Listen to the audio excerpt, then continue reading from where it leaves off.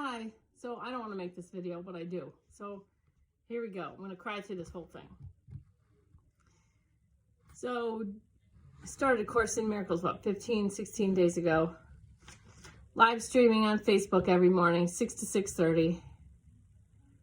Early on, jokingly saying, this is going to be a trigger fest. A Course in Miracles. It sounds so lovely. It sounds like you'll be swathed in rainbows of light, kissed by unicorns. But it's really going to be a trigger fest. So I knew that. And it's a good thing my ego didn't know just how bad it was going to get, because it probably would have said, we'll just postpone that till after March. Okay, so anyway.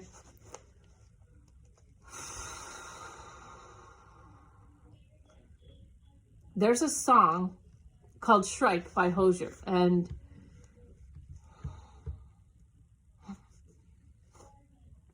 it's very healing to me. And I listened to it over and over and over, and I knew I didn't want to look up what a shrike was. It's a bird. But I just listened to the words like probably over 100 times before I looked up shrike, because I wanted to get the maximum out of it. Make sure this is recording. All right. So this song made me think of one person. And then I just kept feeling nagging. So I get these, so the way my guidance works is it nags, and then I just have to do whatever the nagging is about, and then it stops. Okay? So I sent this song with a quick little note, email-y thing, like, okay, my guides are nagging at me to send, or, you know, this person kept calling in my mind. So I sent this song. And then I went back to playing the song for myself, dancing around, still didn't look up Shrike, da da da. Then another person came into my mind.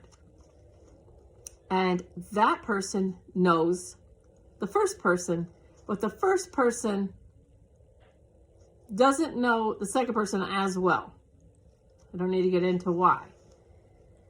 So the second person came into my mind. So I said, and the second person I work with closely.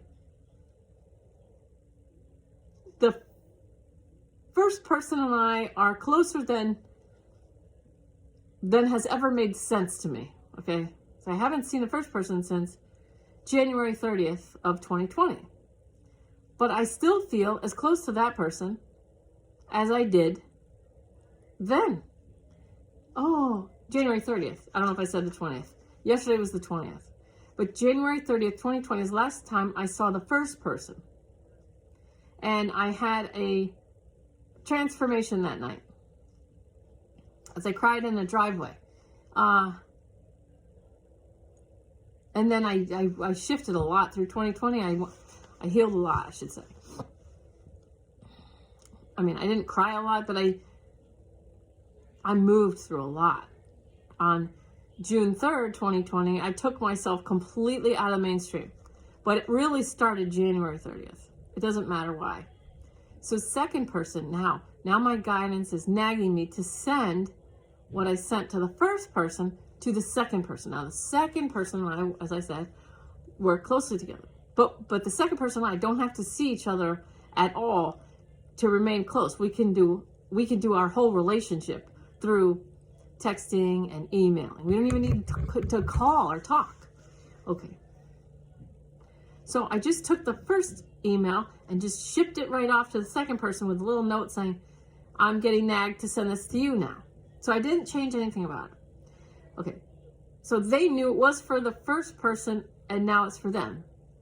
After that, I started thinking, wait a second. Is Hozier the same person that the second person sent me a video of years ago? So I reached out to the second person. I said, hey, remember that song? I said, I don't know if you remember that song you sent me about the guy, and he's in like a parking garage or something, and he's dancing around. And she's like, yeah, it's the same guy. So I'm like, oh my God. So the song that she sent me years ago was by Hozier called Movement. So she sent that to me. I watched it, and the comments below the video just hilarious. And I love hilarious people and hilarious things. So I watched that and everything. That's her song. The second one is my song. But I thought that's interesting that it's the same person, because this song, Strike, is really, really healing the crap out of me. And so I teach people healing, but I don't receive much healing from other people. Usually my healing comes like this, like from guidance, from songs, from guidance, from songs, from dreams, like downloads, visions. So my healing usually just comes directly to me from spirit, from, wherever. I can keep my eye on the time, so.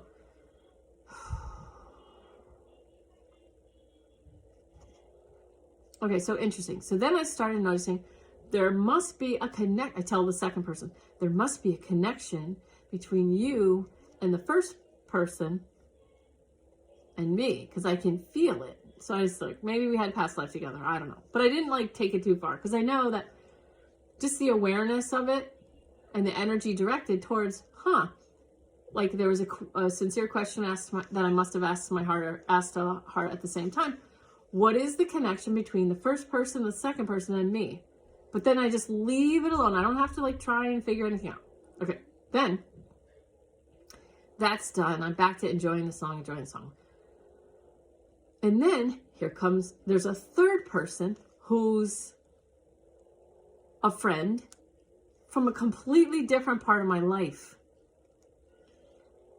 That's a poetry teacher, a professor. So that friend, so I was talking to her and another friend. And so what happened to me,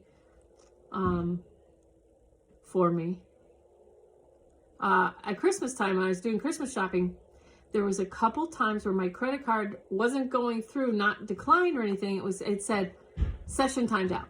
So I tried again, session timed out, session timed out. I did it on a $100 purchase and then a multiple $100 purchase. They all showed up at my house. So I want to say over $1,000 worth of stuff that I didn't order on purpose accidentally came. And ever since I got out of debt, because I was in debt, after December 14th of shooting, my mind checked out and I was shopping online. And I was like, I didn't even want this stuff. I was sending it back. I was joking with my brother. It's reason for return. I don't want it. I have a mental problem right now. So, it's not funny. But I got out of debt, and it's been important to me to stay out of debt. So I'm a stay-at-home mother. I do all this stuff for free. I do healings and whatnot, but I don't make enough money to just go nuts on a credit card. So all this crap comes in, and I was trying to trademark my Renegade Yogi, and it didn't work because, I couldn't go through with it because of this credit card debt. I'm like, I need to back out of that process because that's adding to story, debt. So doesn't feel good. Let me get out. So I did. I got out of that, and so.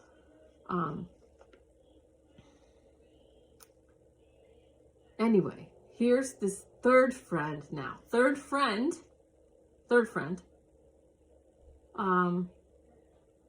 Talking to another friend, and they said, "How are you doing?" I'm like, "Oh," and I mentioned what I just said to you. Some of my purchases looked like they weren't going through, so I put them through multiple times, and they all came. And so this third friend now says, "Oh my God, that must have taken you right back to after December 14th. Now, I hadn't talked about December 14th in years, years. And here's this third friend just putting it right together, going, wow, that must have triggered you back to when you, and I was like, yes, it did. I didn't even have to like say, she picked right up on it. So I'm driving my son away and I said, you know, that's a good friend. Like, that's not normal for someone to hold in their mind something you told them years ago and be able to tell them a story. Just like my credit card bill is ridiculously high because all this crap that I thought I hadn't gotten to order all came true and came to my house. It showed up at my house. And I was like, oh my God. And you should have seen me. Like, I ordered one thing, 5 show up. I'm like, it's the same size box. I know exactly what it is. I'm like, what the fuck? They keep coming. And then the other thing keeps coming. And it coming again. And the second thing, which is multiple hundreds, was from, it had a Chinese or from Hong Kong. And I'm like, oh my God, the shipping back is, and then the shipping back on the 5 thinger, the shipping back was $71.25. So it's not even like, just ship it back. It's like, you know, it costs $100 and then you want $71.25 to ship this crap back that I didn't want, that I didn't think I got to order. Okay. So I say to my son, like, that's a friend, man. You're not going to find many human beings on the planet that can hold your difficult times in their mind for years and be able to recall it that quickly. Like, if I'd been able to just tell the story or whatever, and then gone away, and then she was driving around going, oh man, I wonder if that triggered Carla. Right, that might happen because you're driving around and your mind's relaxed. No, she was able to recall it like in that moment, as soon as it came out of my mouth, as if my life, my burden was hers. Like, so I'm saying to my son, like, you know, that's a friend that you don't, that's not common. That's like amazing for someone to be like that. Now, that person, number 3, I'm going to call, has a son who, so our kids are about the age of the kids that got shot on December 14th. Speaking of that, and in 3rd grade, these kids had to deal with, in school, what's called a live shooter drill. So 3rd grade, roughly 8, 9 years old, something like that, 8, 9 years old, 3rd grade, live actor shooting drill, or like that. Okay. So here's this little boy, her little boy, like 8, 9 years old, comes home from school. She says, how is school? He says, my teacher doesn't care if I live or die. What do you mean? Well, we had a live shooter drill or whatever it was called. And I went to get behind the desk and she said, no, boys in the front, only girls behind the desk. So this teacher, this 3rd grade teacher, is having the boys sit in the front of the desk while their kids are pretending that a live shooter is in the school ready to come in and just shoot up the classroom, and only the girls are allowed behind the desk. So I don't know how she handled it, but I'm sure she handled it in like the best way possible. But I said to myself, wow, it's a good thing she's the kind of mother that she is, that she probes and that she asks, and she's built this relationship with her son, that he's just going to say, my teacher doesn't care if I live or die. And she can probe and say, instead of being like, she's not the kind of mother that'd be like, you're crazy. Why would you think that? She said probably something like, what makes you think that way? Like, she her first question to her kid, or to me, or to whoever, her first question after you tell her something is not a judgment. It's not a statement in disguise. It's always like, what makes you feel that way? And it's an invitation to answer from your own true heart. It's like she cares what's in there. And so her son, being her son, and that's his mom, answers this question. This is what happened. The boys had to sit in front of the desk, and only the girls were allowed behind the desk. And so clearly, even a 9-year-old is going to know, like, we're not safe if the shooter comes in and we're in front of the desk. Only the people behind the desk are going to be safe. So, all right. So back to the email. So I sent it to number 1. Now I sent it to number 2. And now this experience happens with number 3. That I say to my son, well, that's a friend. Like, that doesn't happen. That's not normal. I mean, that's amazing that somebody cares so much about your life, your trials and tribulations, that they remember a tragedy that happened, or not a tragedy, but a difficulty. It wasn't a tragedy. Like, a tragedy would have been easier to remember. This was just, I overshopped and I had a problem and I had to climb out of that hole. And so this is what I did. Just one little story, fast. You know, we probably talked about it while on a picnic blanket, waiting for the kids to get out of like laser tag. Whatever. And here she is recalling it in the moment, as if it's her life. So, okay. So, I started thinking, I don't know how she crossed my mind. But, oh, no, my guides. Okay, so my guides gave me, you know, you could take the song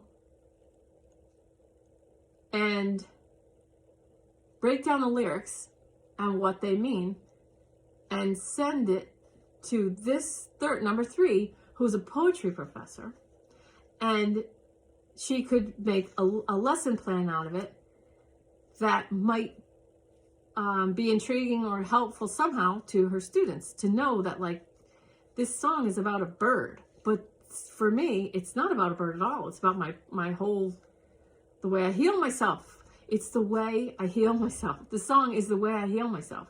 Okay, so I say to number 3, I'm going to do this for you. And it wasn't totally like, I'm going to pay you back and do this for you. It was just like, this might help you. This might be fun for your students. Like a different angle on a poetry lesson, okay?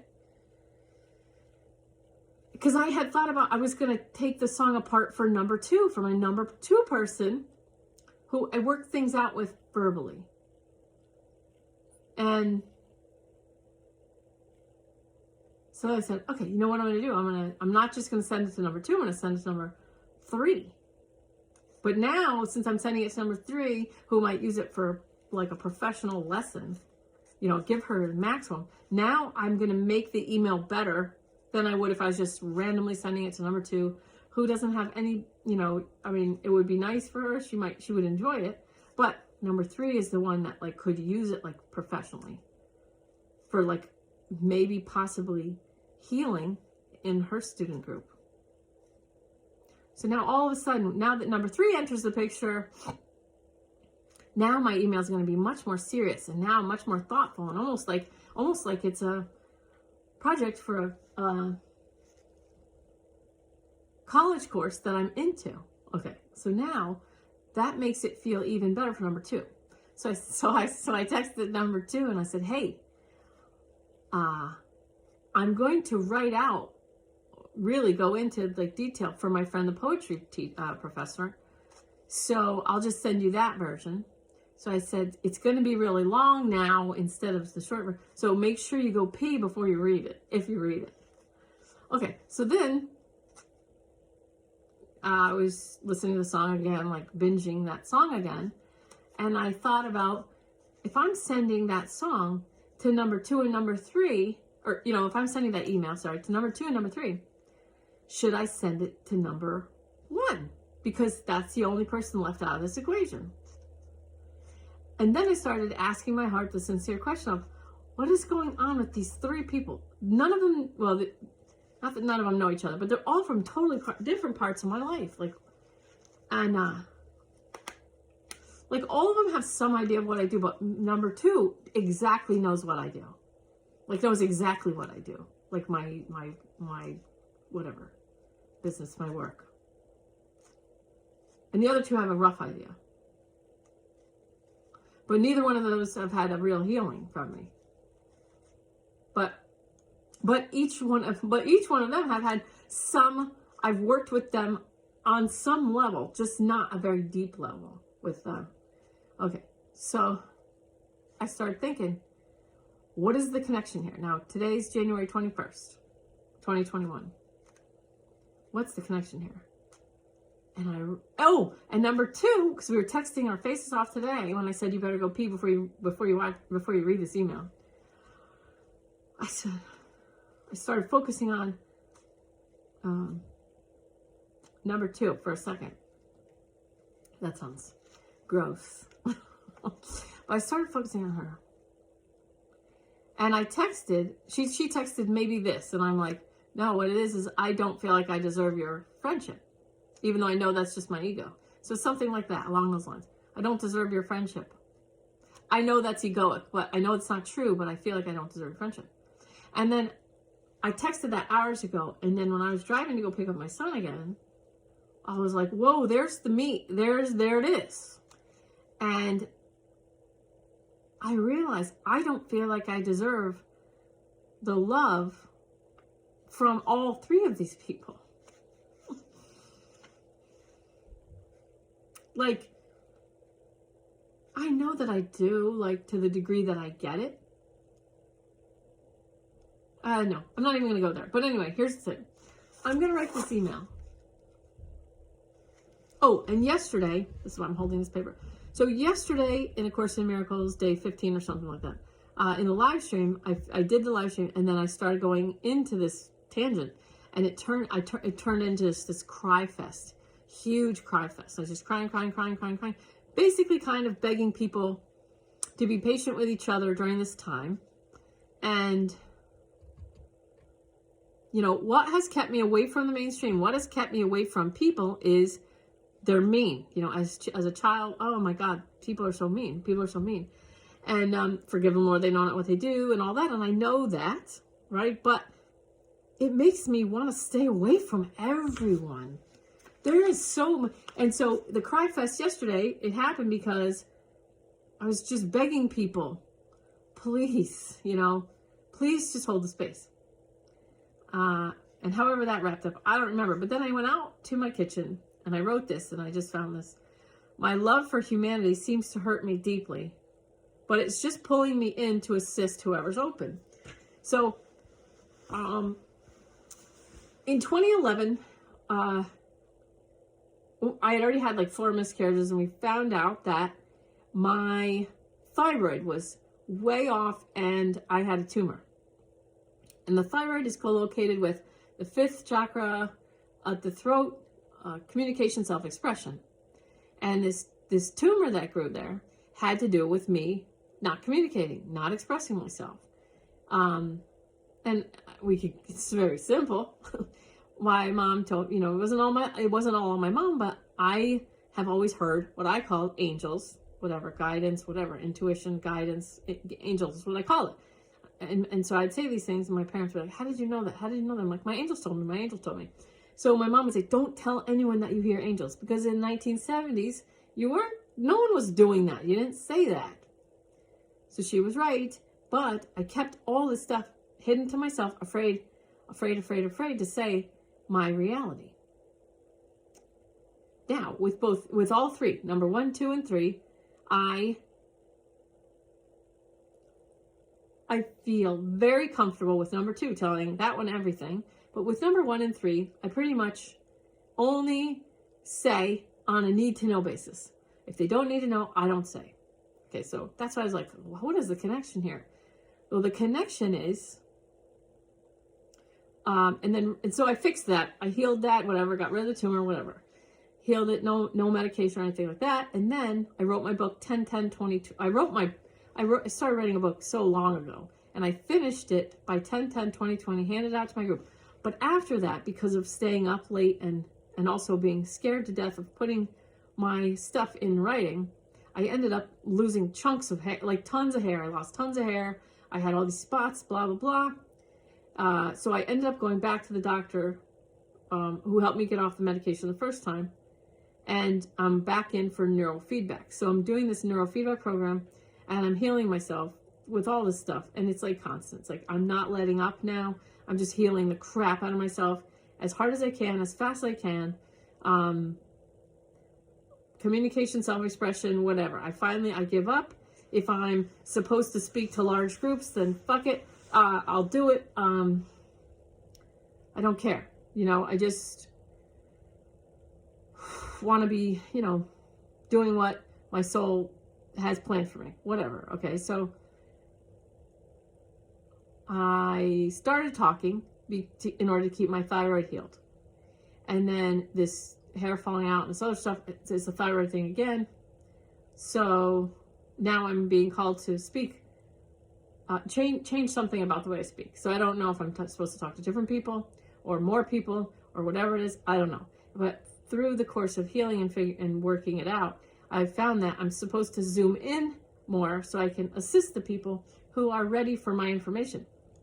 So speaking more clearly, more authentically, okay, and then I get this message through Facebook, like a direct message, basically telling me, you know, something like it's a problem that I live so intuitively, and you are everything you rail against, blah, blah, blah, it's your ego. Now, this is from someone who was triggered out of the group years ago. I made a video saying, if you don't like the free resource that is Renegade Yogi, get off the raft. So this person's loving me, and, you know, thinking they're loving me, the way my lab, I have a white lab, and her name is Lovey Wigglebottom, because when she sees me, her butt just wiggles like really to and fro so hard. So Lovey Wigglebottom loves me by jumping up and biting my arms and biting my hands, which I don't like, but that's how she shows love. So she's showing me love the way she wants to show me love. Biting, jumping. Okay. I don't love being loved like that, but that's how she's showing love. So I have to recognize that she's showing me love. Same as this person who I thought got off the raft 2 years ago, who's been obviously kind of like still watching, thinking they're helping me. I mean, there's a lot to this, right? So in their mind, they're lovingly calling out my ego and saying they're praying for me and that I'm everything I rail against. They just hope that I can see that, blah, blah, blah, blah, blah. Now, that person is in the same kind of a category, as far as I'm concerned, as these other two people that I also went to high school with that answered my memes. I posted these 2 memes, you know, and I was like, fuck Facebook, you know, like everybody has no sense of humor, what the fuck? But really what was happening was these people in Facebook are not people that I would be friends with in real life, because the people I'm friends with in real life know what a meme is and what they're for. It's just this funny little take it or leave it kind of thing. You don't answer a meme. You don't like fight with a meme. And people who do fight with memes belong in the debate club, not in the class clown club, because it's just like, you're not fun. You're a fun vacuum. Get away from me. I love you from across the room. You and your pronouns. Please go over to that corner of the room, and I promise that I will bless you. I'll forgive you. I'll respect your free will choice to fight with memes, argue with memes, and study pronouns all day and decide exactly who you want to have sex with and name it and label it and go on social media and be proud of it and celebrate that. But I'll love you from over here, okay? So I don't want to get involved with that. I'm not going to learn your new pronouns. I'm just going to love you from here. The old pronouns work just fine because I'm not this anyway, and I'm not going to spend time worrying about meat suit details when, to me, there's slavery in Libya and there's assloads of trafficking of all kinds going on. I'm not going to deal with you and your pronouns, okay? So I'm just going to meditate. I'm going to calm and center. I'm going to grow myself. I'm going to work with. So is this me railing? Is this me being what I'm railing against? Maybe, but it's no one's job to call out my ego that I'm not asking for. So this person is trying to show me love by calling out my ego for me as if they are me and they know exactly what's going on in my mind, which isn't true. That is not the reality. The reality is I'm in my mind. I know when I'm joking. I know when I'm not joking. And it's up to my own highest self, my soul, to call out my ego for me. Okay? Not some rando from high school that just didn't hang out with me and doesn't understand my sense of humor. So they're taking this person is loving me by taking my sense of humor and then saying to me their reality, giving me their reality, okay? Which is fine. I respect their free will choice to do that. But that person's loving me in a way that I don't want to be loved. Doesn't feel like love. It feels like shit. So I want them to stop. But my soul doesn't want them to stop. My soul wants the work to continue. So the only choice is to bless that person, you know, for shitting on me through a direct message, forgive them for trying to love me in a shitty way that feels like shit, to respect their free will choice to send me a direct message. That's their free will choice. And now I have to make sure that I unblock that person in case, because I have to respect their free will choice to direct message me. Now, this is the second time this person's done it, and it has helped me move forward. So they've tried to love me in a way that doesn't feel loving, but that in itself has still allowed me to do more work on myself and move somewhere. It wasn't the way they intended, but it still worked. So the end justifies the means, okay? And I didn't stop loving them, and I know that in their way, they're loving me. Just like Lovey Wigglebottom jumping on me and biting the shit out of my arms. She took a chunk out of my side yesterday when I was filling the wood stove. I had this piece of wood in my hand. I just yelled. I mean, this dog loves me so much she can't stand it. So she has to bite me or whatever. All right. Oh God, I thought it'd be done by now. We really have to go. Okay, so calm and center, relax. Now, why am I saying all this? Because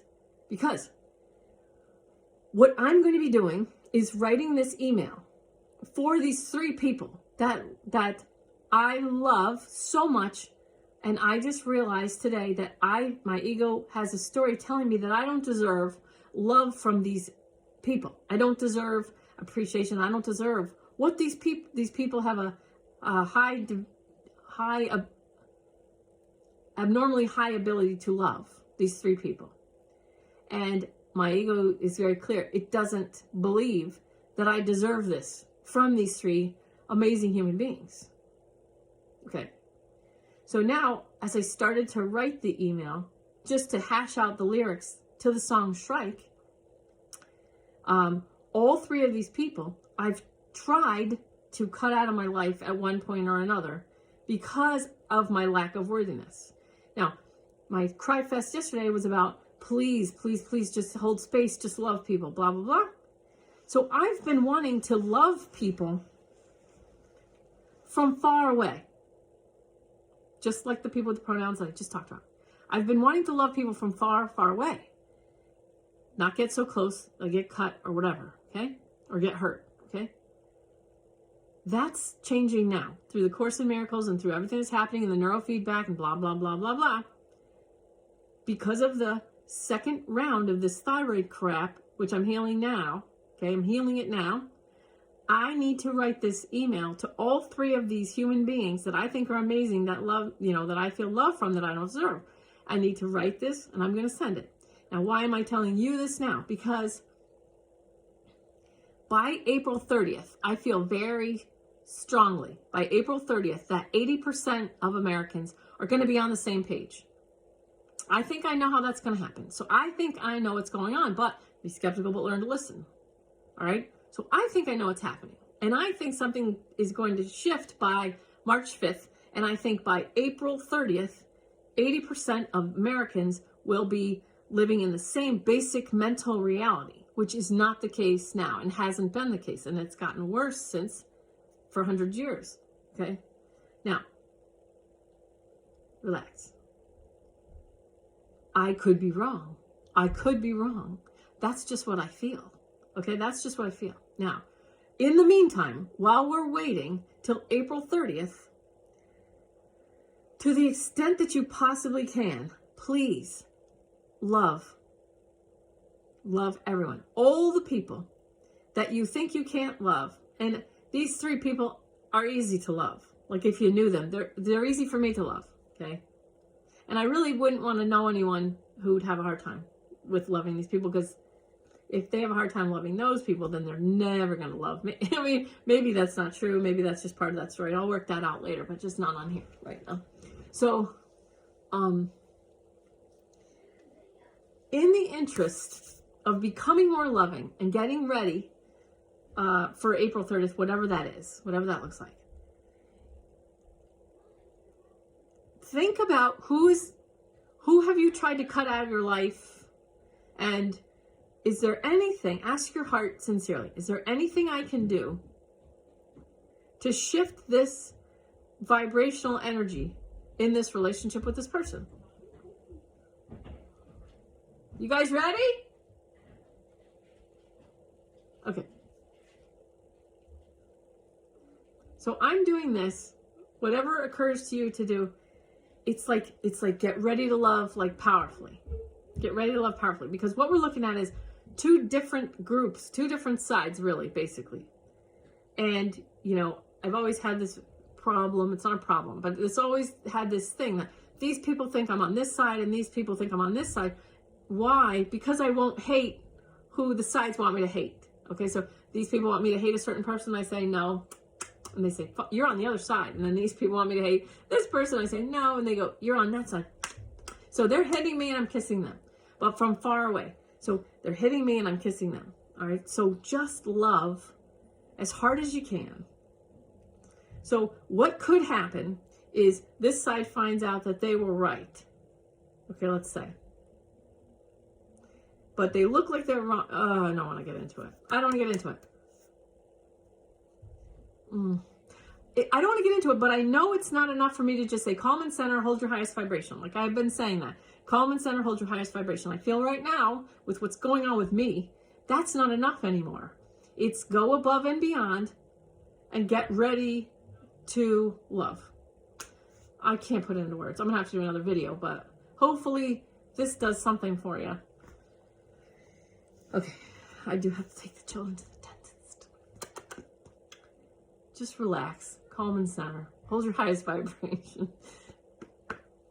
There's so much more though. And then forgive them, Lord, they know not what they do. So it's just really forgiveness. But you have to apply it to yourself too. Let's do this. Write a list of the people that you don't like and the people that you hate, or people that cause you stress, or things you hate. And just write a list of that. And then do tapping. Even though I hate, and then just read your list of all the people, all the situations, all the things you hate. This won't take you as long as your ego is going to be like, oh, that'll take forever. Just write a list of about 20 to 25 things. And as you tap, go like this. Even though I hate this. I'll read all your things. I deeply and completely love and accept myself. The truth is, I hate, read them all, but I still deeply and completely love and accept myself. Even though I hate, I still deeply and completely love and accept myself. And then just tapping, I hate, read it. I hate, read it. I hate, read it. I hate, read the list. I hate, read the list. Or just do what, whatever comes to you, and just keep tapping through on the list of things you hate. Let's do it that way. Okay, see ya. I'll make another video soon. I got tons of shit pouring out of my mind right now. I love you.